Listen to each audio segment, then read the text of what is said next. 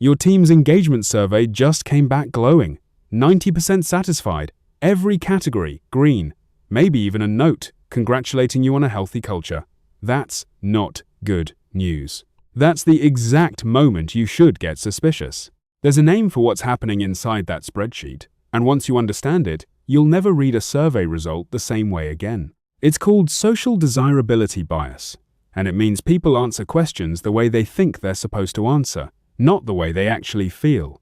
It's not lying, exactly. Almost nobody sits down at a survey and consciously decides to deceive their employer. What happens is something quieter and more automatic.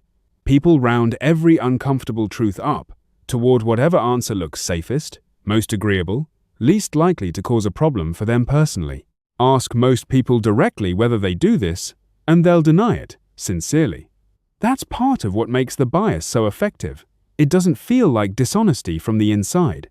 It feels like being reasonable, being a team player, not making a big deal out of something that might blow over anyway. Psychologists have a term for the specific flavor of anxiety driving this: evaluation, apprehension, the discomfort of knowing you're being judged, and quietly adjusting your behavior to manage that judgment before anyone even asks the question. It's the same instinct that makes people drive more carefully when a police car appears in the rearview mirror, or straighten up when the boss walks past their desk. Nobody trains for this.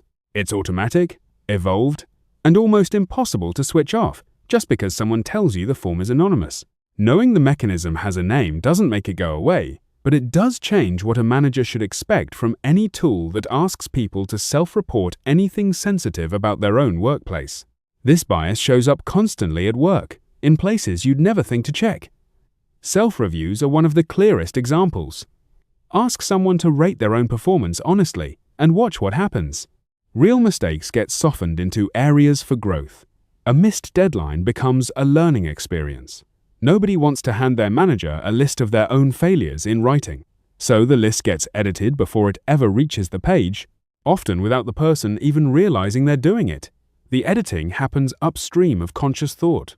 By the time someone is typing the sentence, they've already filtered the memory of what happened through a lens of how will this read to the person deciding my raise. Engagement surveys work the same way, just at scale. A question like, "Do you feel valued at work?" sounds neutral on paper, but answering it honestly requires the employee to run a quick, mostly unconscious risk calculation first. Who sees this? Could this get traced back to me? Is complaining even worth the risk, given that nothing might change anyway? Most people resolve that uncertainty in under a second, and they resolve it by picking the answer that keeps them out of trouble, which nearly always means picking something more positive than what they actually feel. Multiply that tiny individual distortion across an entire department, and the aggregate score drifts noticeably upward, even though no single person thinks of themselves as having lied on the form. Exit interviews are maybe the most obvious case, because by then the stakes are supposedly gone. Someone's already leaving, so you'd think they'd finally say what they really think. But exit interviews usually happen at a strange, transitional moment. Often the reference check hasn't happened yet. The final paycheck hasn't cleared, and the person still wants to leave on good terms, partly because the professional world is smaller than it looks, and partly because burning a bridge costs something, even when you don't plan on using that bridge again. So the real reason gets softened. "I found a new opportunity" quietly stands in for "my manager made this job unbearable," or "I was passed over twice and stopped believing I had a future here." The company walks away from that conversation thinking everything was basically fine, just a matter of someone finding a better offer elsewhere, when the actual story was something the organization could have fixed if anyone had heard it in time. Here's the part that surprises most managers. Even anonymous surveys aren't immune to this. You'd expect that stripping names off a form would fix the problem completely, and it helps, meaningfully, but it doesn't eliminate it. Employees still worry, somewhere in the back of their mind, that their answer could somehow get traced back to them. Maybe the survey asks for department and tenure and role, and there's only one person in that department with that exact tenure. Maybe they just don't fully trust that anonymous means what the company says it means, especially if a previous anonymous process at a past job turned out not to be. So even behind the shield of anonymity, people still round every score up a little, just in case. because the downside of being wrong about anonymity feels much larger than the upside of being fully candid on a form nobody's forcing them to fill out truthfully. Now picture the manager on the other end of this. They open the dashboard. Every number is green. Team morale looks strong. Retention risk looks low. Nothing on the page suggests a single problem worth addressing this quarter. Meanwhile, underneath that dashboard, real resentment about pay, about workload, about being passed over for a promotion that went to someone with less experience sits completely invisible because nobody wrote it down anywhere the manager can see. Nobody on the team wants to be the first person to say it out loud because saying it out loud first carries social risk that staying quiet doesn't, so nobody does, and the survey just keeps confirming that everything is fine, right up until it very obviously isn't. Then, a few months later, your best performer resigns. No warning, no red flags on paper, nothing in the last 3 surveys that hinted this was coming. The manager is blindsided, not because the person hid their feelings particularly well, but because the tool being used to detect those feelings was never built to catch this kind of thing in the first place. A survey measures what people are willing to say out loud, on the record, in a moment where saying the wrong thing carries even a small perceived cost. It was never designed to measure what people are actually willing to do about how they feel, and those turn out to be 2 very different datasets. This is worth sitting with for a second, because it's easy to hear the survey is lying to you and conclude the whole exercise is pointless, that you should just cancel the next round and save everyone the trouble. That instinct is wrong, and acting on it would actually make things worse, not better, because you'd lose even the partial, biased signal you're currently getting. A biased instrument is still an instrument. A thermometer that runs 2 degrees warm is still useful, as long as you know it runs 2 degrees warm and adjust for it. The real lesson here isn't stop measuring.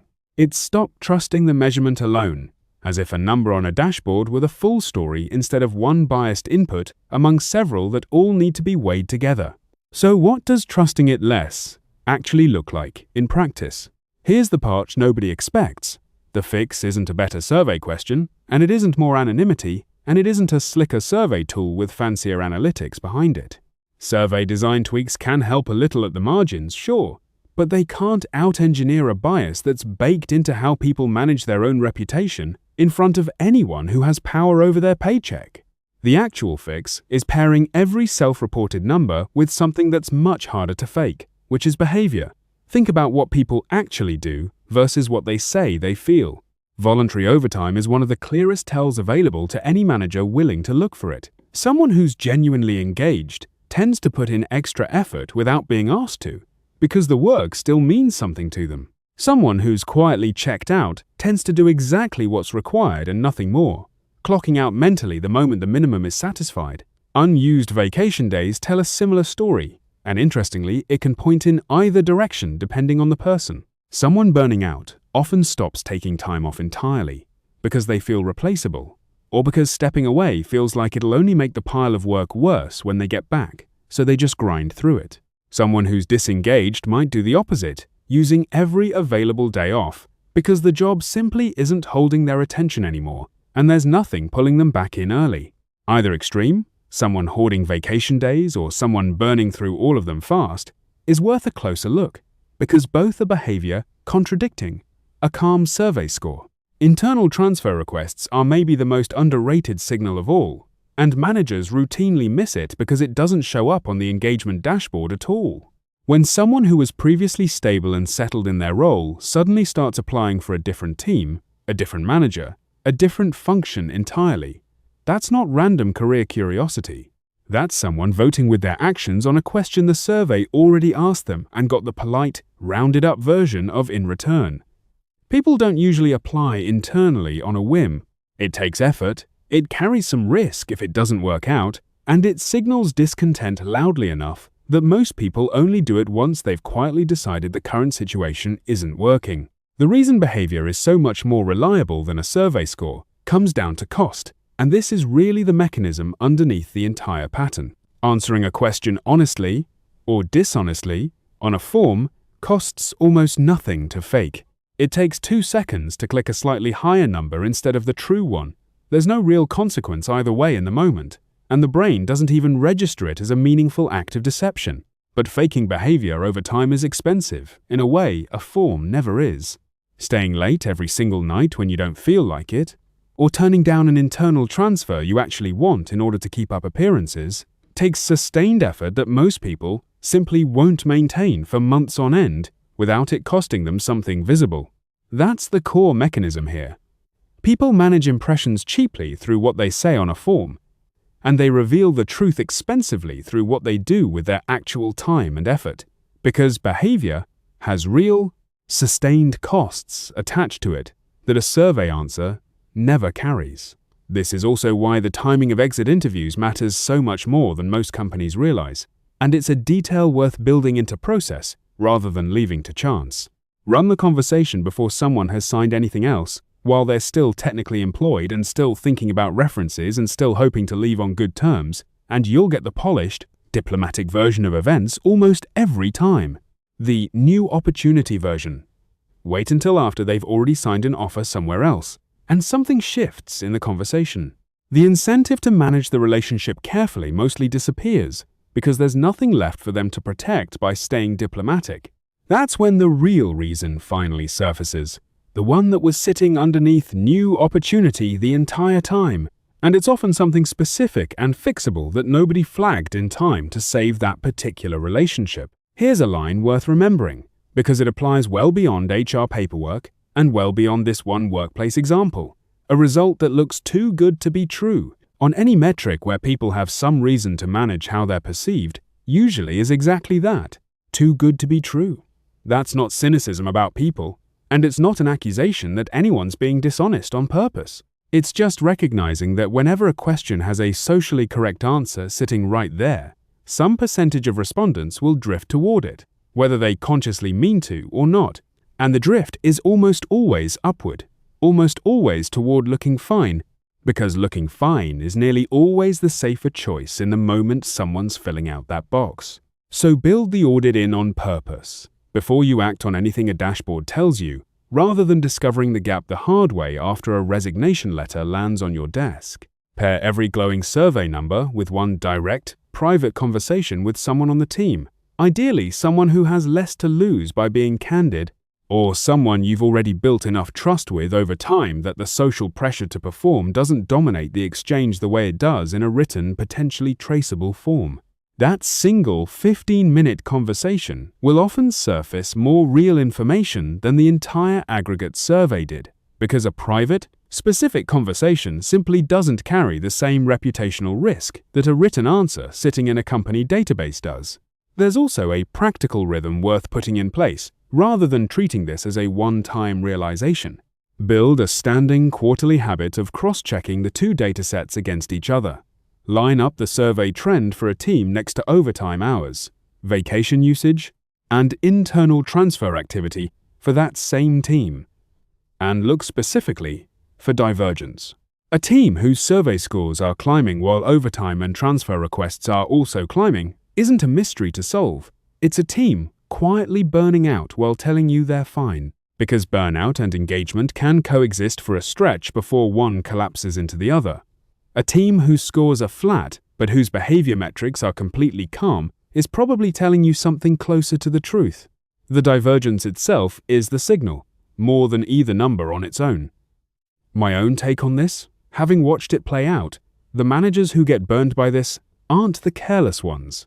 They're often the ones who trust their tools the most, the ones who built a genuinely good dashboard and then made the mistake of believing a good dashboard is the same thing as a true one.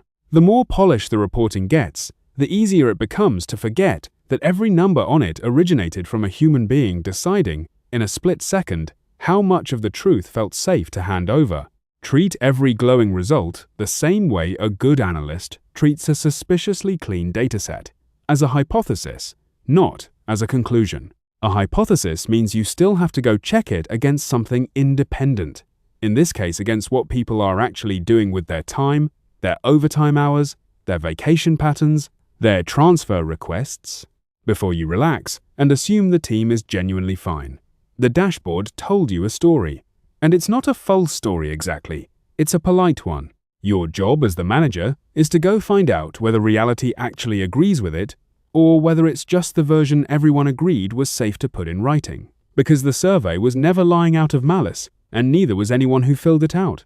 It was lying the way every polite conversation lies a little, softening the edges, protecting the relationship, avoiding the awkward truth until it's genuinely unavoidable. Your best people don't quit because the survey failed to warn you. They quit because you read the survey, saw the green numbers, and stopped there.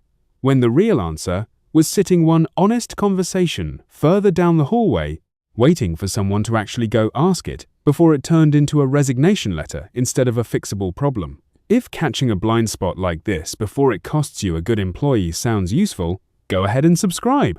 A new one lands weekly.